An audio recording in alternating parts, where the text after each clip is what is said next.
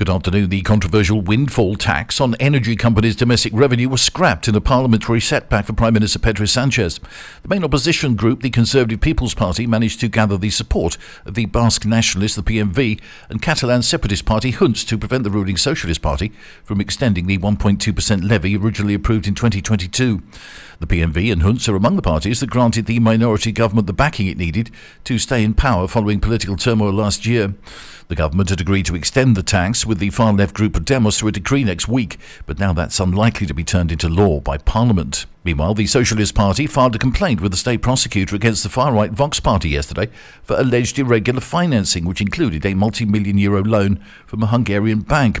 The PSOE filed the complaint against Vox after having found that at least since 2020, the far-right formation had been using a series of irregular elements to capture economic income, including piggy banks or money boxes on the info points that are set up in major cities.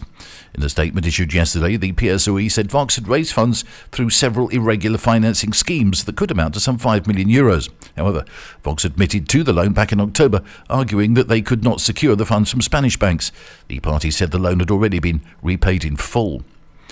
The sister of a Belfast man who has been missing for 5 days has said his family are worried sick. John Hardy was last in touch with his family on the 14th of December when he drove from Alicante to Benidorm.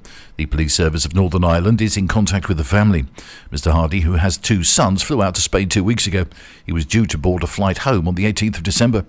A UK Foreign Commonwealth and Development Office spokesperson said we are supporting the family of a British man reported missing in Spain and are in contact with local authorities.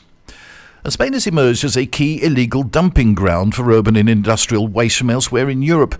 Organised crime networks transport tons of waste into the country each day. The illicit trade primarily involves waste from France and Italy, but increasingly includes materials from Belgium and Germany. Much of this waste, including hazardous materials, enters Spain under the guise of legal shipments. European regulations require each country to manage its waste to minimise environmental and health risks. However, compliance comes at a significant cost.